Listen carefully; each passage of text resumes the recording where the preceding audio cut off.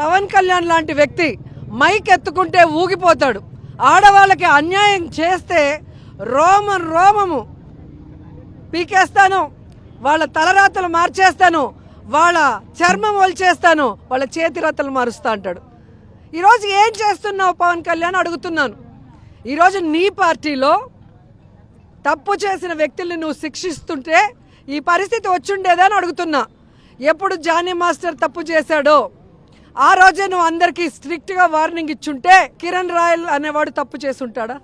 అదే కిరణ్ రాయల్ అనేవాడిని నువ్వు శిక్షించుంటే ఈరోజు వినూత్న అనే ఆవిడ తప్పు చేసి ఉండేదా?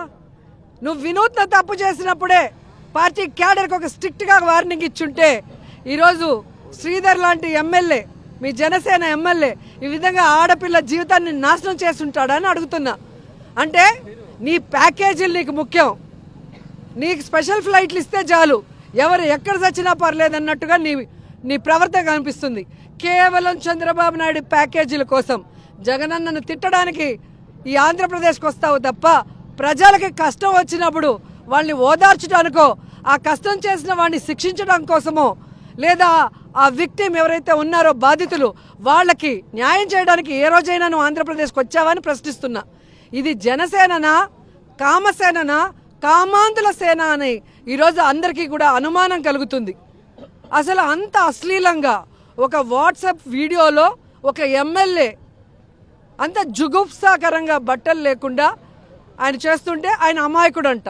వాళ్ళ తల్లి ప్రెస్ మీట్ అంటే ఒక అమాయకురాలైన తల్లి దగ్గర అబద్ధాలు కూడా చెప్పిస్తూ ఒక ప్రెస్ మీట్ పెడతారు. పవన్ కళ్యాణ్ ఏమో ఒక లెటర్ ఇస్తాడు, 3 man కమిటీ వేసాము, తప్పు జరిగిందా లేదా అని విచారించి శిక్షిస్తాడంట. వీడియోలు ఆయన చూస్తానంటే ఆయనకు ఒరిజినల్ పంపిస్తారు బ్లర్ లేకుండా, చూసుకోమని చెప్పండి ఆయనకు అంత ధైర్యం ఉంటే. అండ్ ఈరోజు జనసేన పార్టీకి పెట్టి అందరికీ ఏదో ఉద్ధరిస్తానని చెప్పి నీ పార్టీలో ఉన్న వాళ్ళే రేప్ చేస్తుంటే, నీ పార్టీ వాళ్ళే మహిళలకు మోసం చేస్తుంటే ఏమి చేతగాని దద్దమ్మ పవన్ కళ్యాణ్ అసలు డిప్యూటీ సీఎంగా పనికిరాడు. ఆయన కూడా రిజైన్ చేయాలని డిమాండ్ చేస్తున్నాం.